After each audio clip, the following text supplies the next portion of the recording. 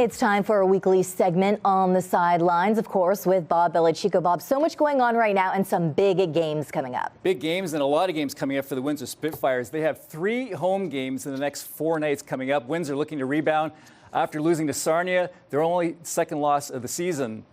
Now, let's just call it last week an off week for the Spit, shall we? They needed overtime to beat the Sting last Friday in Sarnia, then lost 5-3 on Saturday. Their strength and conditioning coach, Rob Maggio, has been working on some things into the routine to get the Spits ready for Ottawa, Owen Sound, and Saginaw. It was obviously a short week before that with the game on Sunday, so yeah, I think focusing on that stuff tomorrow will be big because 3 games in 4 days is a lot, so we want our bodies to be healthy. Ottawa's been playing really well, a young, hardworking team.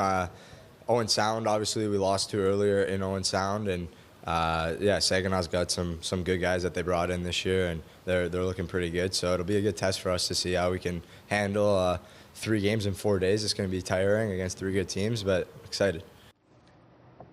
And the playoffs are ramping up at St. Clair College. The women's soccer team looking good heading into the championship weekend. Yeah, I saw them play twice last week, playoff games, and they look really good. Now, the Saints finished first in the West this season. A big win last weekend now has them hosting the OCAA Final Four. Go figure. The Saints beat Durham last weekend on the strength of 2 first-half goals. Talia Liberty with a great shot right there.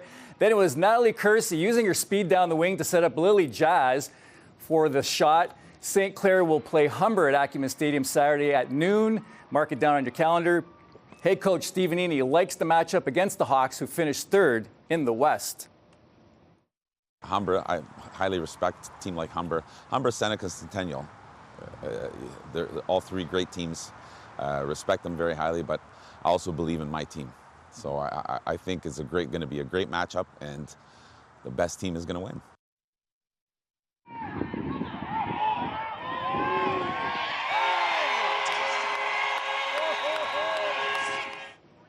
What a great touchdown there by Marcilio Mendez from Matt Gannett. The football team is heading to Okanagan for the CJFL semifinals. The Saints shut out Hamilton in a rocker last weekend, 54-0 in the OFC final. St. Clair beat the Sun at home last year for the national title. Both teams were dominant this season in their divisions. Oh, they have been a great team all year. It's going to be a battle. We got to lock in our practice and be there to watch the game. It's going to be a great game from us in Okanagan, and I can't wait. They're big and fast, just like we are. They've got great skill position guys. They're big on the force unit. They're well coached. It's like that Spider-Man meme where 2 Spider-Mans are looking at each other. You. It's kind of the same thing we're playing ourselves, and it's going to be our biggest challenge to date. And the Lancers football team also in playoff mode. I said it a few weeks ago. Can you smell it in the air? Playoff football coming to Alumni Field this weekend. They are hosting playoffs. The Windsor Lancers are. Let me show you how they got that opportunity. The hold is good. The kick is up. The kick is good. Can't say enough about Brady Lidster, who nailed a 50-yard field goal for the win against Queens last weekend. I call that retribution from last year. The Lancers finished 5-3 and will host Ottawa Saturday afternoon at 1 p.m. at Alumni Field. Windsor beat Ottawa 2 weeks ago on the road, so expect this one to be a barn burner on Saturday. Our defense is playing lights out right now, and we got to keep that going. Our special team's been real strong, helping us win some games, and I feel this past week was probably our best offensive output. So if we can get all 3 phases going, hopefully it's a positive outcome. With a packed crowd. Want everyone there, wearing their blue, making it happen. Okay, switching to MMA, a local fighter's return to the UFC didn't go as planned. Yeah, this was a tough one, too. You know, Windsor's Kyle Prepolek was back in action. He was just getting his feet under him when he was hit below the belt. Dober understands the assignment if he wants a win. Mouth guard is out for Prepolek. Dober unloading. The ref cannot stop in here to give him the mouthpiece. Elbows and now an uppercut. We don't see the low blow, but Prepolek was in Vancouver last weekend for UFC Fight Night 262. He lost the first round, rebounded in the second, had momentum in the third until he took the low blow from his opponent, Drew Dober. After taking a few minutes to try and recover, a well-rested Dober went to town, closed the deal for the win. According to a report, Prepelic did get an extra $50K for the hit below the belt. They say, oh, you got 5 minutes to recover. No, I'm trying to recover from an illegal blow and injury. The other guy's resting. He's just getting an extra break. He gets his breath back because he was winded while I'm on the ground trying to not throw up and get my feet under me.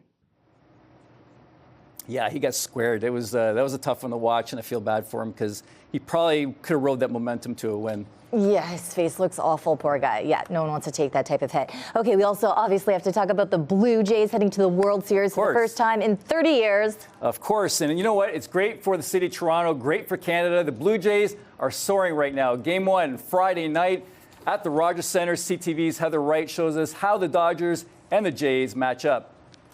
Tinseltown versus Hogtown. Hollywood versus, well, Hollywood North. The World Series heads to Toronto this week. 2 teams, 2 cities, but only 1 champion. Nervous, a little bit of an upset tummy, but I think we can do it. I think the Blue Jays have more spirit. They play like the team is even all the way down from 1 to 9, and they play like a team. As they were at the start of the season, the Dodgers are the betting favorites to win their 2nd World Series title in as many years. She's gone! While the Blue Jays have gone from worst to first, finishing dead last in the American League in 2024 to winning it all this year. I think that it's anybody's game, and I think the Jays are the underdogs, and the underdogs always come out. The LA Dodgers have won 8 World Series in their history compared to 2 for the Toronto Blue Jays. And when it comes to payroll, both teams may be big spenders, but LA has doled out far more cash for stars like Shohei Ohtani and Mookie Betts. The Dodgers' payroll is closer to $350 million, whereas the Blue Jays is about $250. So $100 million, that's a huge gap, right? That's another Shohei Ohtani or 2, right? That they can afford with that difference. And while the Dodgers took the season series against the Blue Jays 2-1, the Jays have the better regular season record and have earned home field advantage because of it, which at least one statistician says gives the Jays a slight edge. I did a simple statistical model and just tried to put it all together. I'm currently estimating Toronto with a 52.46% chance of winning the World Series. At the end of the day, though, there really is only one number that matters, and that is 4. 4 games to win the World Series. Heather Wright, CTV News, Toronto. Thanks, Heather. And of course, City Councilor Ronaldo Agostino is spearheading a watch party at City Hall Square Friday night. Of course he is. Live music, beer garden, 30-foot video screen, heaters, food truck. The invite is open for everyone to hang out.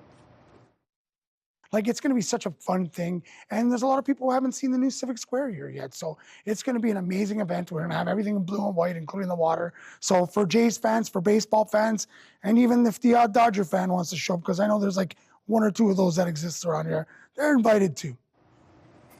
I'm really excited. Yeah. We know who that one fan is. Paul McDonald from AM 800. Exactly. We have a lot of fans here in both stations, AM 800 and CTV, that are huge Blue Jays fans. I'm really excited about this location. The first time we're going to have a watch party there. Yeah, that'll be really cool to see the big screen right in front of City Hall. I've been to events down at the City Hall Square during their music nights, and it's a lot of fun. The vibe is really cool down there. So if you get a chance, even if you're not a baseball fan, just go there just to see it.